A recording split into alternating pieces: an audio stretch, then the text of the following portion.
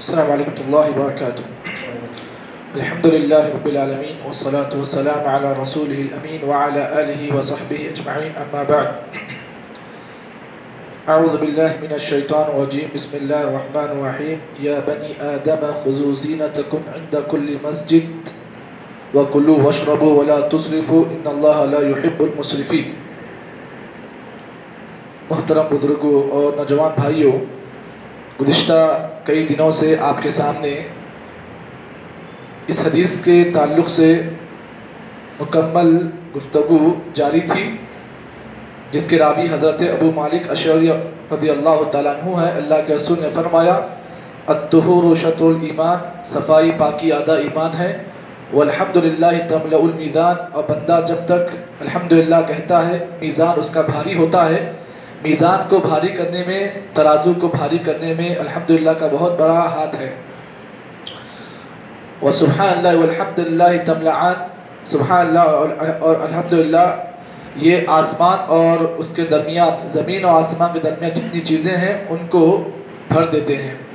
اس کے بعد اللہ کے رسول نے فرمایا والصلاۃ نور، نماز روشنی ہے، نور ہے۔ اس حدیث کے تعلق سے والصلاۃ نور کے سلسلے میں آپ کے سامنے گفتگو چل رہی تھی کہ نماز جس کو اللہ کے رسول صلی اللہ علیہ وسلم نے نور کہا ہے، بعض چیزیں جن کی موجودگی میں انسان کی نماز قبول نہیں ہوتی ہے، جب انسان وہ چیزیں کر لیتا ہے تو اللہ تعالیٰ کی بارگاہ میں اس کی نماز قبول نہیں ہوتی ہے۔ وہ کل 7 چیزیں بتائی گئیں، ان میں سے 4 چیزوں کے بارے میں آپ کے سامنے گفتگو کی گئی، بقیہ 3 چیزوں کی بات کرنی تھی۔ انشاءاللہ آج کے درس میں وہ بقیہ اور 3 شرائط کو کہہ کر اس بات کو یہیں پر ختم کیا جائے گا۔ 5ویں شرط جس کی موجودگی میں انسان کی نماز قبول نہیں ہوتی ہے، وہ 5ویں شرط ہے کہ انسان کا ستر ہو، یعنی انسان کا ستر جو ہے وہ نماز میں ضروری ہے، جسے پردہ بھی کہتے ہیں، وہ پردہ ضروری ہے نماز کے اندر۔ مثال کے طور پر اللہ کے نبی صلی اللہ علیہ وسلم نے قرآن مجید کی آیت میں آپ نے کہا، اللہ تعالیٰ ارشاد فرماتے ہیں یا بنی آدم خذوا زینتکم عند کل مسجد، اے آدم کی اولاد جب بھی تم مسجد کو آؤ تو زینت کے ساتھ آؤ۔ پھر آگے اللہ نے کہا وَكُلُوا وَاشْرَبُوا، کھاؤ پیو لیکن اسراف مت کرو، ان اللہ لا يحب المسرفین، اللہ تعالیٰ اسراف کرنے والوں کو پسند نہیں کرتا ہے۔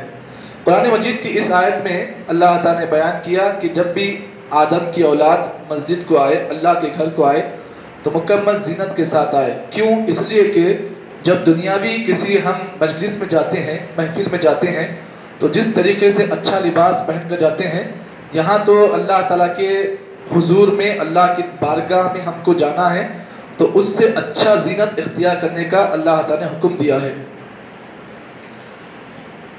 نماز میں ستر پوشی ضروری ہے۔ مرد کی شرمگاہ کا جو حصہ ہے، مرد کا ستر جو ہے اس کی بھی حد بیان کی گئی ہے، اور عورت کی شرمگاہ کا بھی حصہ بیان کیا گیا ہے۔ تو نماز کے اندر ستر ضروری ہے، جس طریقے سے کہا گیا کہ مرد کی شرمگاہ جو ہے یہاں سے لے کر اس کے جو دونوں ران ہوتی ہیں اس کے درمیان کا حصہ جو ہے وہ اس کی شرمگاہ کا حصہ ہے۔ تو اگر کسی انسان کی نماز میں اگر یہ حصہ کھل جاتا ہے، اگر دکھ جاتا ہے، مثال کے طور پر شرمگاہ سے لے کر دونوں مانڈیوں کے درمیان اگر کوئی حصہ دکھتا ہے تو انسان کی نماز اس سے قبول نہیں ہوتی ہے۔ یہ مرد کی شرمگاہ کا حصہ ہے۔ عورت کی جو شرمگاہ ہے، پوری عورت شرمگاہ ہے سوائے اس کے چہرے اور اس کے ہاتھ کے، یہ عورت کی شرمگاہ ہے، عورت کا ستر ہے، یہ حد بیان کی گئی ہے۔ یہاں پر اس چیز کو بھی جان لیں، جب ہم نماز کو آتے ہیں تو نماز کو آتے وقت بعض لوگ کیا کرتے ہیں، نماز کے اندر اپنا پینٹ اور اپنا پاجامہ ٹخنے سے نیچے رکھتے ہیں۔ یاد رکھیں، اگر کوئی انسان ٹخنے کے نیچے کپڑا لٹکاتا ہے تو اس کی نماز تو ہو جاتی ہے، لیکن نماز کے ثواب میں کمی ہوتی ہے، کمی واقع ہوتی ہے، اور بسا اوقات اس کی نماز کا گناہ اس کو اس ذریعے سے ملتا ہے جس کی وجہ سے وہ آدمی اپنے کپڑے کو یا اپنے پینٹ کو، اپنے پاجامے کو ٹخنے سے نیچے رکھتا ہے۔ اسی لیے اللہ کے نبی صلی اللہ علیہ وسلم نے فرمایا ما اسفل من الکعبین من الازار ففی النار، اللہ کے رسول نے فرمایا جب بھی کوئی آدمی کوئی کپڑا پہنے اور اس کے جو کعبین ہوتے ہیں، جو اس کا पैर का जो हिस्सा होता है, जो टखना होता है, अगर इंसान उस टखने से नीचे अपने कपड़े को लटकाता है फफिन्नार, तो अल्लाह के रसूल ने कहा उतना हिस्सा जहन्नम में है।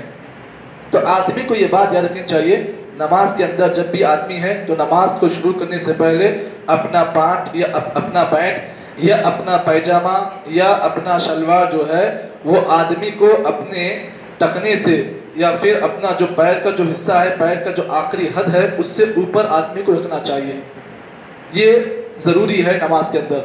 अगर ऐसा कोई आदमी करता है तो फिर उसकी नमाज अल्हम्दुलिल्लाह अल्लाह के पास कबूल भी है और उस आदमी को नमाज का पूरा अज्र भी मिलता है। लेकिन अगर कोई आदमी नमाज के अंदर अपने पैजामे को टखने से नीचे लटकाता है तो फिर ये चीज़ उसके लिए ख़तरनाक है और उससे इसका गुनाह भी मिलेगा।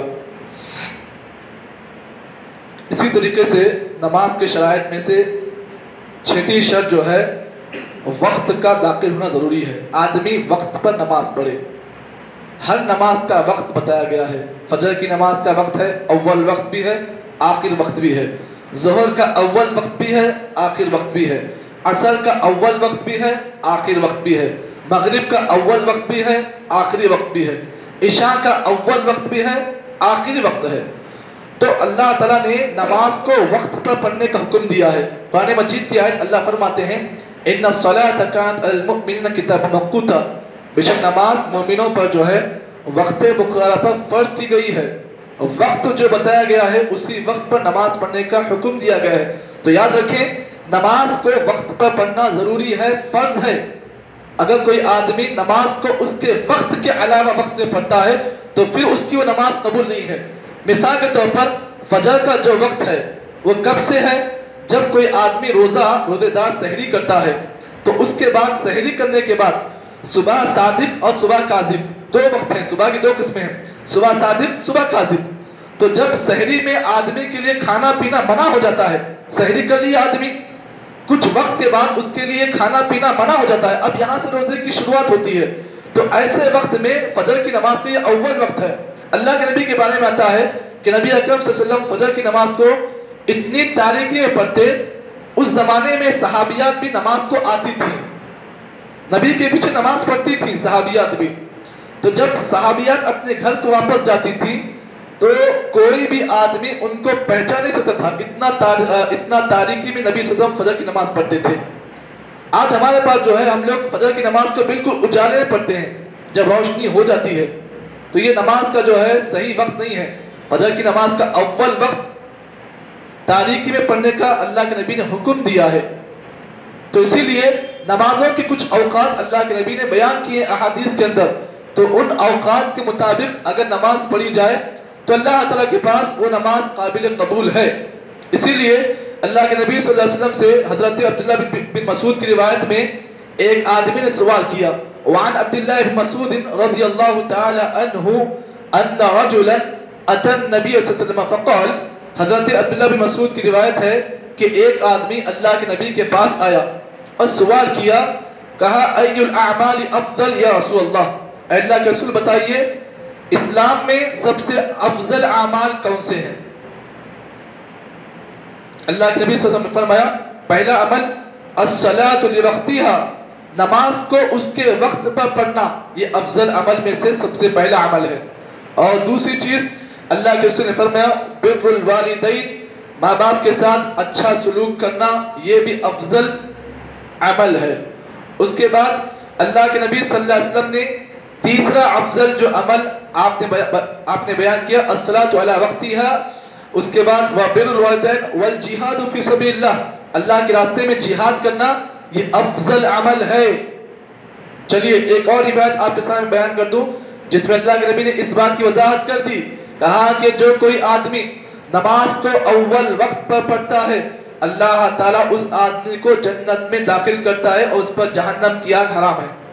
चलिए वो रिवायत आपके सामने पेश कर दूं जिसके रावी अल्लाह के नबी के वो सहाबी जिनका नाम हजरत अब्दुल्लाह बिन उमर रज़ियल्लाहु तआला अन्हु है, फरमाते हैं वान अब्दुल्लाह बिन उमर रज़ियल्लाहु तआला अन्हुमा क़ाल क़ाल रसूलुल्लाह सल्लल्लाहु अलैहि वसल्लम मन हाफ़ज़ अस्सलातु अला मीक़ातिहिन्ना व रुकूइहिन्ना व सुजूदिहिन्ना, अल्लाह के रसूल ने फरमाया जो कोई आदमी 5 वक्त की नमाज को पढ़े उनके मुक़र्रर औकात पर, देखिए हदीस का एक एक लफ्ज आप गौर करें, उनके मुक़र्रर औकात पर रुकू और सुजूद जैसा बताया गया उस तरीके पर अगर कोई आदमी 5 वक्त नमाज को पढ़ता है, अल्लाह के नबी ने फरमाया इल्ला औजबल्लाहु अलैहिल जन्नह, अल्लाह ताला पर उस आदमी का जन्नत में दाखिल करना वाजिब हो जाता है।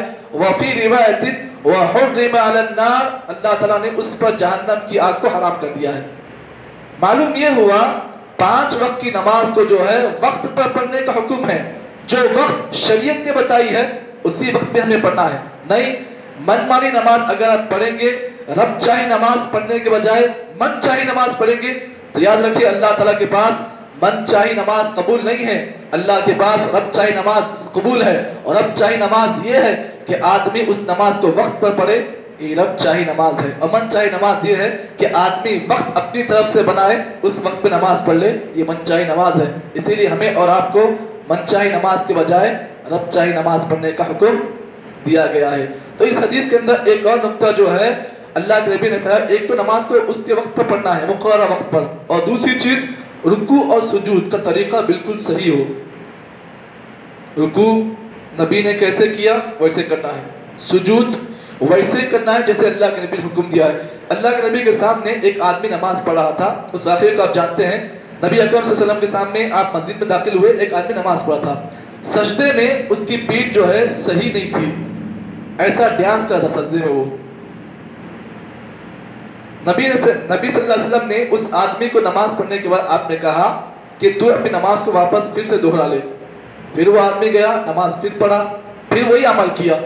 अल्लाह के रसूल सल्लल्लाहु अलैहि वसल्लम ने आखिर में कहा अगर ये आदमी इसी हालत में सजदे को इसी हालत में नमाज पढ़ेगा, ऐसी हालत में, तो अल्लाह के रसूल ने फरमाया अगर ये 60 साल भी ऐसी नमाज पढ़ ले, अल्लाह के पास इसकी नमाज कबूल नहीं है। गलती क्या थी उसका, जुर्म क्या था, सजदा सही नहीं कर रहा था, वो